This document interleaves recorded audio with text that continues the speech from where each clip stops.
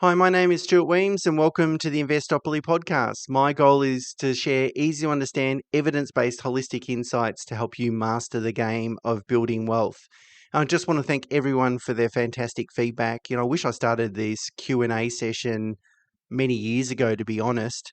So if you have any feedback or any questions for me, the email address is questions@investopoly.com.au, and I look forward to answering them. And of course, as a favor to me, if you want to leave a rating on the podcast platform that you listen on, that would be fantastic as well. The more listeners I get, the merrier it is. Okay, so let's get into today's episode then. And I would like to talk about which indicators are most important to base or help frame property decisions. There's an endless stream of news articles about property prices and price predictions and so forth that extend to conversations about interest rates, unemployment, the supply of new homes, rezoning, population growth, the list goes on and on and on. You'll find an article in a newspaper about property almost every day of the week, to be honest. And having followed property very closely for more than 2 decades, I've got sort of 2 observations to share. The first one is that I would love to have $1 for every time I've read a report that concludes Australia's not building enough homes, that there's a shortage of supply of homes in Australia. Look, I'm not saying it's perfect, and I'm sure in some locations there is a shortage of supply. I think the market's pretty well balanced. I don't know about you, but I mean, some of those reports were correct 10 years ago. Certainly we would see the impact today. The other thing too is that it astounds me how often property price predictions miss the mark. They're kind of incorrect. And I actually interviewed David Bassanese, who's the chief economist of BetaShares, on the Money Puzzle podcast last week. That's the Australians podcast that I was guest hosting for a few weeks. I'm much more comfortable to be in the chair of the guest rather than the host. But anyway, it got me thinking, and I thought, well, it'd be good to sort of share some of my thoughts and research that I was doing to sort of prepare for that interview. Now, I think the first thing that we need to think about when we start to look at data and we start to think about how property prices might change over time is to acknowledge that 2/3 of buyers of property are owner-occupiers. And of course, owner-occupier decisions can be influenced by many factors, most of which are non-financial.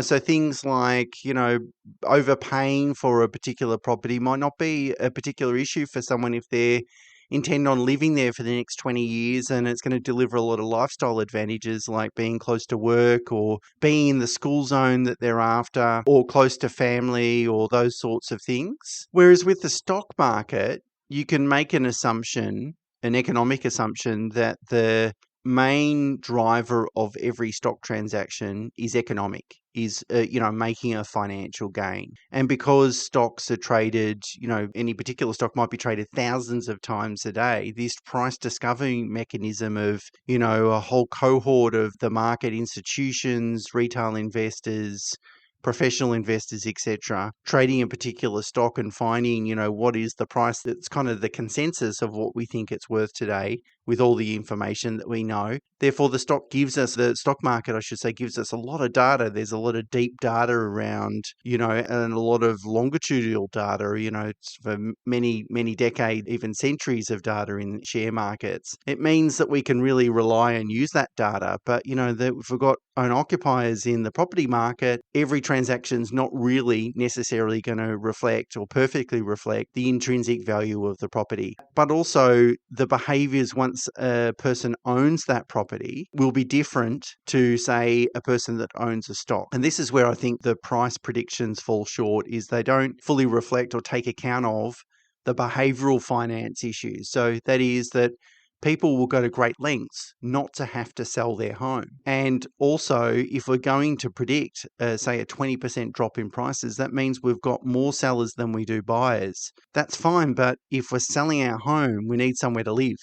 So there's got to be a buyer on the other side because it means we're going to rent. So an investor then has to buy a property to increase the rental stock so that we're able to rent that asset. We can't have mass sales because we need somewhere to live, right? So if we had a lack of occupancy, so if there was a lot of homes that were vacant, sure, markets can drop in that situation. But if we're all occupying markets, and if in fact some of the reports around housing supply are correct, we're not building enough homes, then it really does sort of underpin prices, if you like. Now, a good example of the market or analysts not taking into account these behavioural finance considerations was what was termed the fixed rate cliff.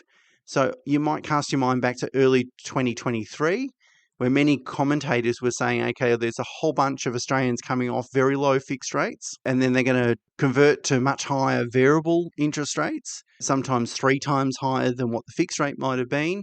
And as a result, we're predicting a lot of mortgage defaults and arrears and forced sales and those sorts of things. There was a lot of noise around this fixed interest rate cliff at the beginning of, in fact, the first half of 2023. Now, at the time, I said it was nonsense. And the reason that it was nonsense is because people will go to great lengths, as I said, to not have to sell their home. They also had a lot of cash buffers at the time. So clearly, they're going to reduce discretionary expenditure first. Well, firstly, they're going to dip into savings, then they're going to reduce discretionary expenditure. And then once they've exhausted all those opportunities, then they've got to consider selling their home. And there's no doubt some people borrowed too much during that COVID period and overextended themselves and had to sell. But I'm sort of just talking about the main market. Also, the other thing that most analysts didn't take into account of is that if it was an old mortgage, so if someone had taken out a mortgage 10 years ago, it's likely they're ahead on their mortgage. They've got a lot of equity in property. They've got a lot of buffers. It's not a big deal. If it's people that took a mortgage out, over the last 5 years, well, credit's been pretty tight for a long time, and they've had that 3% interest rate buffer that the bank would have taken into account. So there's no one out there really. Well, I won't say no one. I would say 99% of people are borrowing well within their means as a result of how tight sort of credit is. And for those reasons, I said, no, the fixed interest rate cliff isn't going to be an issue. And it exactly turned out that way. It was barely a blimp on the radar in terms of any rise in mortgage arrears. Any rise in mortgage arrears or repayments is probably a result of higher interest rates rather than necessarily the shock of the fixed interest rate cliff. So that's one thing, and it's a big thing. I think we must take into account when we're thinking about how prices of property might change over time. Now, of course, the most important data to think about when we're forecasting property prices is the economic backdrop. So when I talk about how well is Australia doing from an economic growth perspective, unemployment perspective, productivity, all those sorts of things. Now, Australia hasn't had a recession for more than 3 decades. So I think we can probably just sort of tick that box. I'm not saying we should disregard it, nor am I saying that a recession is never going to happen. But Australia is in a pretty strong economic position. Thanks very much to commodities, of course. We pull a lot of stuff out of the ground and we make a lot of money from it as a country. And that's been kind of our backstop for a while. But unemployment's very low, and there's certainly no signs that unemployment's going to sort of tick up at any time. But that's certainly a backdrop. So if we had a recession or a dramatic rise in unemployment, that's certainly going to have an impact on property prices. So that's the first thing we need to think about. But as I said, certainly over the last 30 years, we haven't had to worry about it. So now I want to talk about the 3 other attributes that I think are most important to sort of frame property decisions or, to help sort of assess property performance, if you like. So the first one is interstate migration. Now, I say interstate migration as opposed to overseas immigration. Overseas immigration can change, and of course we've seen dramatic changes over the last 4 or 5 years as a result of COVID. We had the government stop immigration and then restart immigration, and maybe arguably let too many immigrants into the country and cause some problems there as well. But apart from the last 4 years, immigration tends to be relatively stable in terms of where it goes. Most of it goes to New South Wales and Victoria, which is really Sydney and Melbourne, and some into Brisbane. That's about 80% of it goes to the eastern capital cities. And the proportions in which, the numbers go to Sydney and Melbourne and so forth don't really change that much over time. So it's pretty predictable. But interstate migration can be variable, and I'm not too concerned. I mean, it does have an impact in terms of the actual flow of people. But I think interstate migration can give you a sense of property owner sentiment in a particular location. And sometimes that can be a precursor, a change in property sentiment can be a precursor to capital growth. So the ABS reports interstate migration for every quarter. And the long-term trend is that typically New South Wales loses about 5,000 people per quarter. Victoria loses about 1,000 people per quarter.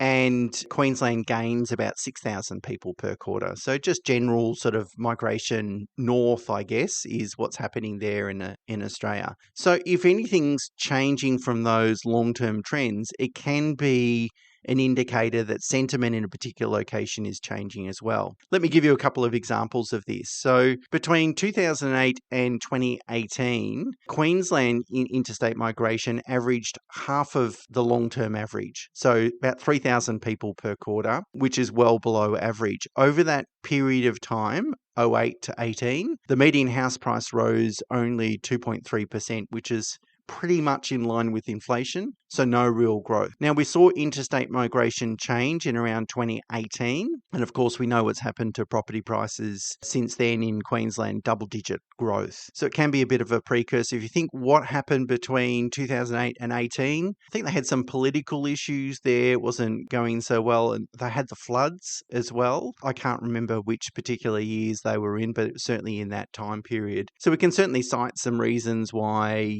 maybe Queensland wasn't particularly desirable during that particular period. And I'm certainly not saying Queensland's particularly desirable now, by the way. I'm jesting, of course. Another example would be Perth. So Perth showed negative interstate migration between 2013 and 2020. So it started to change around 2020 and it turned significantly positive from really early 21. And again, we know what's happened to Perth property prices over the last 18 months as well. Now, it's not going to be a perfect predictor every single time, but if interstate migration becomes a little overcooked, well, sometimes that can be an indicator that maybe a market's getting I won't say close to the peak, but there's less upside in a particular market. If the interstate migration is well below average, then sometimes that can be, a sign that it might turn positive. I should mention that, of course, and it's been well documented, that Victoria's net interstate migration during the COVID period has been terrible. Of course, to flee lockdowns, people left the state. Good on them. It's noteworthy, though, that the net interstate migration in Victoria is now positive. And remember, the long-term trend is negative 1,000 people per quarter. It's positive by 500 people. Now, again, I'm not too worried about the numbers because you could argue, Stuart, 1,500 extra people moving to Melbourne isn't going to move the needle, and I would agree, but it's really about change in sentiment more so than obviously people. I mean, if a lot of people are flocking to Queensland or a particular state, of course, that's going to have an impact. I should say also in the last quarter, the March 24 quarter, 30-odd thousand people left New South Wales and went to Queensland, which is a huge number. I don't know if there's been a change in how they're collecting that data or what's driving that. I haven't got to the bottom of it, but I'll look forward to someone that's got a little bit more time than me to sort of dig into those numbers and ask the ABS about that. So that's the first one. Is I like to look at net interstate migration because I think it does give me a good sense of property sentiment, and that might give me a hint to what might happen to property prices. The next factor I like to look at, is money flow. So how much money is flowing into property? And that's really a function of interest rates and borrowing capacity, or really credit policy settings. Now, 75 to 80% of properties in Australia are purchased with a mortgage. So of course, how accessible is finance is going to be a big factor in determining how much money is flowing into the property market. Now, if everyone could get the loan that they wanted, property prices would go gangbusters, of course. If everyone's locked out of the borrowing market and no one can borrow, well, of course, 80% of buyers dry up, and property prices are going to suffer. So, of course, it's going to have a big impact. Now, interest rate settings can be impactful. Of course, when borrowing is more expensive, of course, fewer people want to do it. But it's not as sensitive to interest rates. So, for example, current interest rate settings are almost at a two-decade high. They haven't been this high since 2007. But when you look at borrowing volumes, they're only 14% below the record levels that were set in 2021 during that COVID period. And at that time, some fixed rates were under 2%. So it's actually not that sensitive. It's not always going to be that sensitive to interest rates. What I think is more important is credit policy settings. So how tight is credit? What are the banks doing? And you're going to get this information really from mortgage brokers because they're dealing with the banks every single day. So, one of the big problems today that I've spoken about in this podcast before, and a lot of other people have spoken about it, is that banks are using a benchmark interest rate to calculate a applicant's borrowing capacity. That benchmark interest rate is 3% above actual interest rates. That means if you go and apply for an investment loan, they're going to calculate repayment somewhere between 9 and 10% over a 25-year period on a principal interest basis. That's a huge differential to the actual cash flow cost of borrowing those monies. And arguably, and I think it's pretty clear now, we're at the top of the interest rate cycle, arguably adding a 3% buffer at this stage of the cycle is sort of overcooking the numbers. Now, what does that mean? That means people's borrowing capacities are lower than usual, but also it means that lower to middle income earners are kind of locked out of the borrowing market. CBA released its results a few weeks ago and had a really interesting slide in there that showed that 51% of borrowers for investment purposes had a family income of between $200,000 and $500,000, and 24% had a family income of over $500,000. So 75% of investors have a family income of over $200,000. Essentially means that lower to middle income earners are kind of locked out of the borrowing market because of where credit policy settings are at the moment. So what's the consequence of this? Well, even higher income earners are still having to navigate lower than usual borrowing capacities for the reasons I cited, the benchmark interest rate. And I can't help thinking that that's maybe why the historically cheaper capital cities are doing better than the historically more expensive capital cities. So of course I'm talking about Brisbane, Perth and Adelaide there, have all recorded double-digit growth over the last 12 months, whereas Sydney's about 5% and Melbourne's about even or in slight decline. I think when we've got tight borrowing capacity. Now, what might happen in the future? Well, if interest rates start to come down, then it makes Melbourne and Sydney slightly more affordable. And then I think if you think, well, the relative value of Melbourne has never been cheaper relative to Sydney in history, maybe that's the thing that's going to stem a resurgence in Melbourne, as well as then you couple that with the change in interstate migration, it starts to build a little bit of a picture.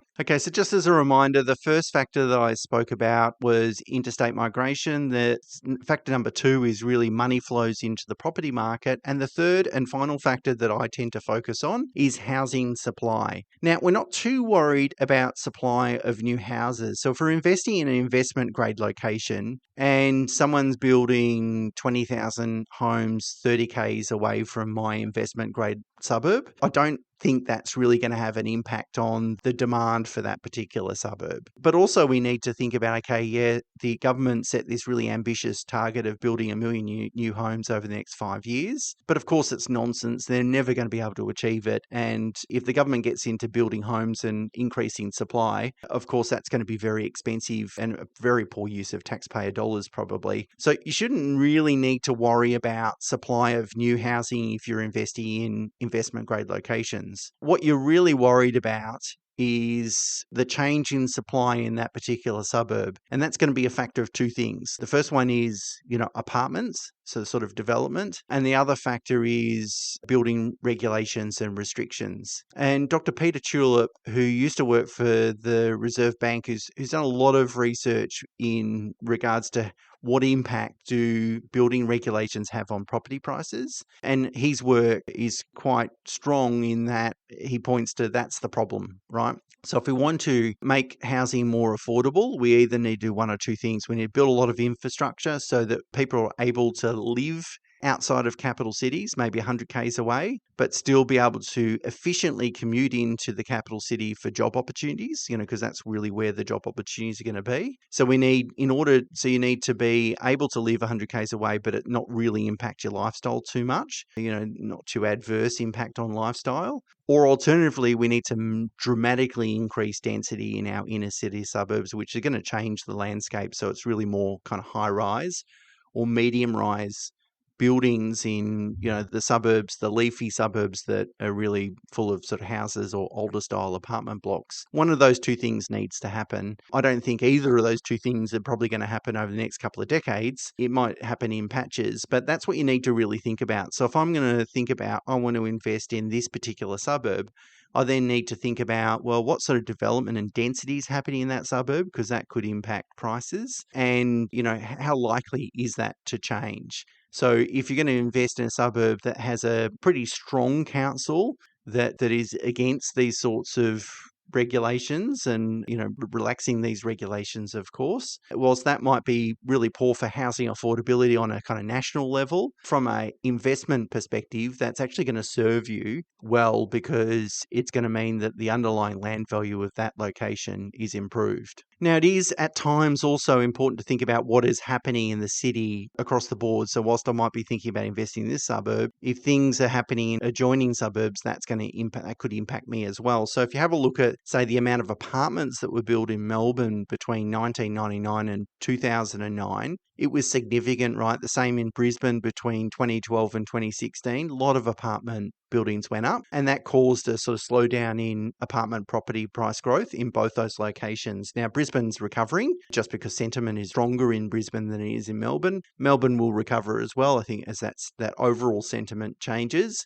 But that can have a big impact as well, because that's really housing supply that impacts those inner city areas. Now, it's worth noting that there is a big push from state governments on local governments to approve more development. So that's going on at the moment. You'd be familiar with the term NIMBYs, not in my backyard. And there's a lot of NIMBYism going on in Australia. Everyone's happy for increase in supply, but as long as it's not in their suburb and going to change the livability of that suburb. So I think it's going to be a really difficult thing to navigate, and I'm not optimistic that we're going to see a particular solution, and that's probably relatively good news for property investors, but something to keep mind of, because if supply does change, then that's important to take into account when we make property decisions. So just to wrap it up then, of course, there's two overarching things. It's really important to think about the psychology around property ownership and the fact that 2/3 of buyers and owners are owner-occupiers. And then the general health of Australia is also important to consider. But as I said, it tends to be pretty strong, or has tended to be pretty strong over the last 3 decades. Then it really comes down to interstate migration, credit policy settings, and then the supply of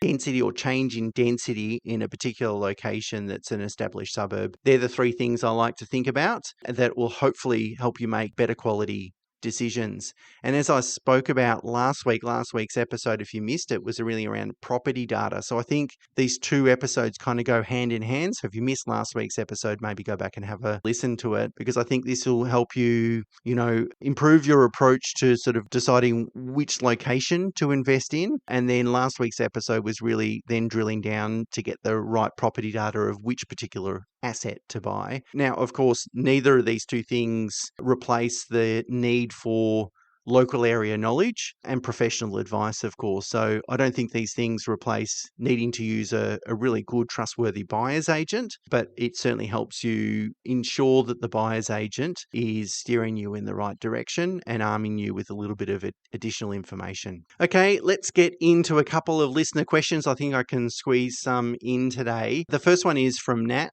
Nat gives me some fantastic feedback on the podcast, so thanks so much for that. It's always pleasurable to receive that. Nat writes, my question relates to one of the 3 fundamentals of investment grade property, land to asset ratio, or land value calculation. You've of course spoken about this many times in your episodes, although I wonder if you could provide more in-depth explanation and steps for calculating this accurately. I feel that utilising local real estate agents could open up to some bias and subjectivity, and my understanding is that most local councils will update their independent valuations just once every 3 years. How can we obtain a current objective calculation? So Nat's asking about, well, firstly, Nat's citing the fact that I say that you should invest in land-heavy property, at least from initial acquisition. Post-acquisition, it's okay to make improvements to that asset to improve its income, of course, typically cosmetic improvements. But the initial purchase, you should look to spend most of your money on the underlying land value, and less money on the improvements, you can always improve a property down the track.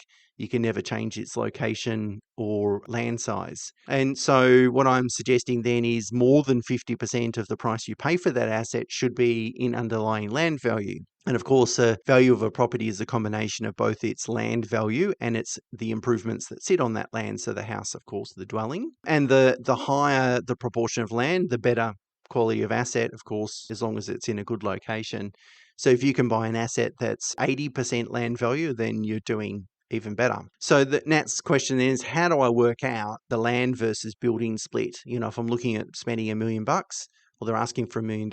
How do I know that the land is worth 800 and the building's worth 200? It's a great question. And the first thing I would say, it's subjective. So you're never necessarily going to get a definitive answer. Well, you can, but you might have to pay for it. Although I don't necessarily think that you need to do that in every instance. So there's a couple of areas that you look to for this. The first one is council rates notices, and I'm not too concerned about the valuation, but really the proportion. So council rates notice will give you two values, the market value or improved value and the unimproved value, which is really the land value. And what I'm most concerned about is what are the proportions of those values. So if I'm looking at buying a property for $1 million and the council rates notice said the value is, the improved value is 800 and the unimproved value is 750, well, to me, that's giving a really strong signal that asset is mostly land value and the improvements aren't substantial. That's got to make common sense, right? So if you're buying something that's a brand new building, something's awry there, you can't trust the numbers.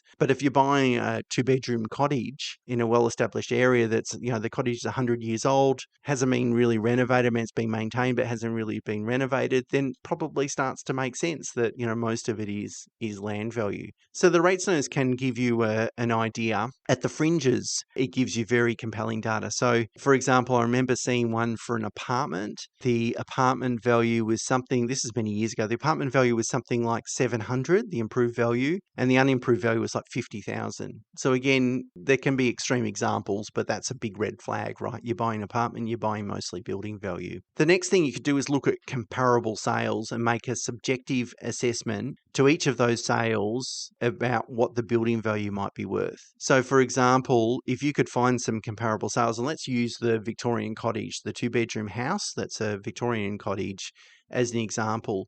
If I then go and build a spreadsheet to sort of say, okay, I'm looking at Smith Street, I'm looking at 15 Smith Street. So I'm going to look at sales all along Smith Street for properties on similar land sizes, because land value per square metre can change depending on the size of the block sometimes. So similar land sizes and similar accommodation. And let's say that the value of the dwelling I'm going to put as $200,000, something like that. Like you've got to make a subjective assessment. And then what you can do then is work out, and then if you have one that's fully developed, completely renovated or rebuilt or something like that, well, you might say that the built-in value in that situation is 800,000 or whatever it is. Again, you've got to make a subjective assessment. And then you can start to build a little bit of a picture, because then you can say, okay, what it's sold for, less the building value divided by the square meterage, will start to give you a per square meter sort of idea of what land is worth in that particular location. The third way you could go about it is speak to some developers or agents or buyer's agents in a particular area. They'll have a rough idea of what you might pay per square meter for that particular location. Note that, the size of the block, even the street it's in, can impact the per square meter value for land.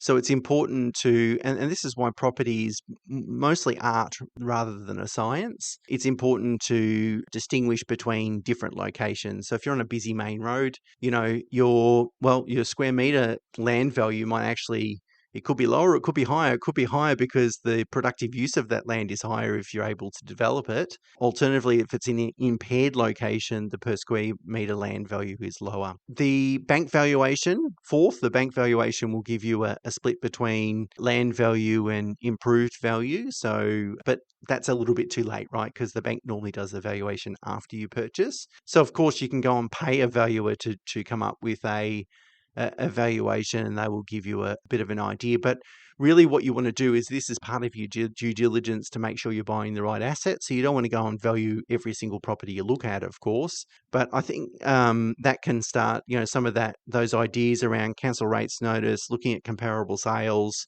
speaking to local agents and buyers agents. Not one of these things are going to be compelling in of itself, but if you're able to get data from a few different sources like this, at least you can start building a bit of a picture.